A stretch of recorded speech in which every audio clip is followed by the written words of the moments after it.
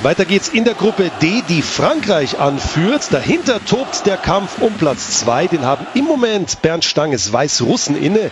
Aber auch Bosnien, Albanien und Rumänien haben Chancen. Bosnien hier gegen Albanien in Action in Senica. Die Bosnier, die haben was wieder gut zu machen. Die verloren am Freitag nämlich 0:3 in Rumänien. Sind damit auf Rang 5 der Gruppe abgerutscht. Haben aber nur 2 Punkte Rückstand hinter den Weißrussen und haben noch ein Spiel gut. Also das ist richtig eng in dieser Staffel. Die Bosnier mit dieser ersten Chance durch Lulic. Den könnten die Schweizer Zuschauer unter ihnen kennen. Der kickt nämlich für die Young Boys Bern. Bosnien gecoacht von Safet Susic, einem früheren jugoslawischen Nationalspieler, der in den 80ern und frühen 90ern bei Paris Saint-Germain Karriere machte. Dann die Albaner mit dieser ersten Annäherung. Albanien mit einem Punkt mehr als Bosnien vor dieser Partie. Albanien erstaunlich stark in dieser EM-Quali. Hier die Chance für Salihi von Rapid Wien. Albanien von einem Kroaten trainiert, der die erste Hälfte der 90er Jahre in Deutschland arbeitete. Josip Kutze heißt er. Coachte eine Saison lang Rot-Weiß Erfurt und 3 Jahre den FSV Mainz. Das war Skela mit dieser Bewährungsprobe für den bosnischen Keeper Hasagic. Die letzte Gelegenheit im ersten Durchgang für die Bosnier.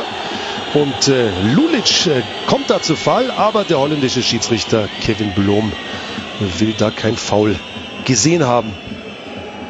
0:0 der Halbzeitstand. Bisher gab es diesen Vergleich zweimal. Einmal siegte Albanien, dazu ein Unentschieden. Bosnien hatte also bis heute noch nie gegen Albanien gewonnen.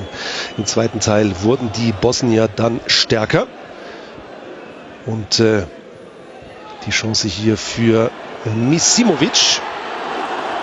Den kennen Sie sicher noch aus seiner Zeit in der Bundesliga. Kickte ja für die Hoffenheimer sehr erfolgreich.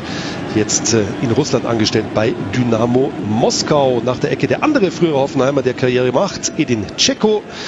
Der spielt jetzt für Manchester City. Das heißt, so oft spielt er leider nicht. Da haben ja nicht alle Platz bei Man City. Weiter die Bosnier, weiter mit Misimovic,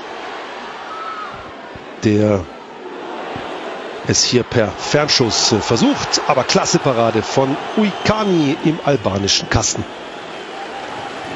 Bosnien vor der Weltmeisterschaft ja im Playoff gewesen, da unterlagen sie Portugal. Hier drängten sie auf den Führungstreffer.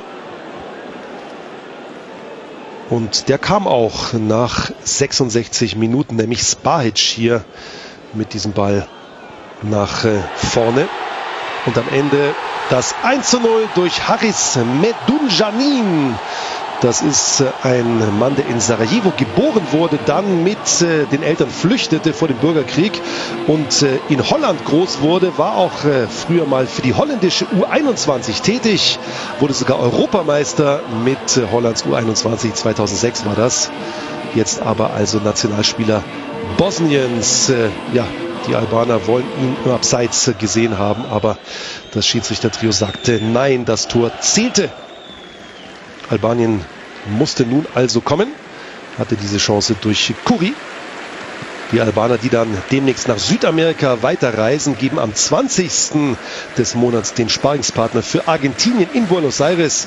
Die Gauchos bereiten sich vor auf die Copa America im eigenen Land.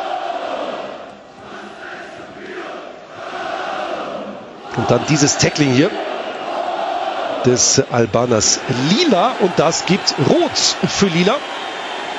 Mit gestrecktem Bein hier voraus, allerdings nicht ganz durchgedrückt. Für mich eine harte Entscheidung. Da waren es also nur mal 10 Albaner, die trotzdem weiter angriffen und hier den Ausgleich anstrebten. Und so kommt Bosnien zu dieser Konterchance über Misimovic zu Maletic. Und der trifft zum 2:0. Darko Maletic, der selbst in der bosnischen Liga noch spielt für den Meister.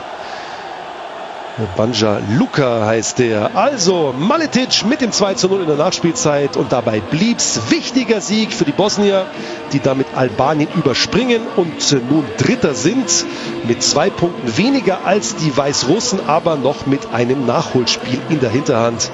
Also das ist weiterhin richtig eng in dieser Staffel, in der die Weißrussen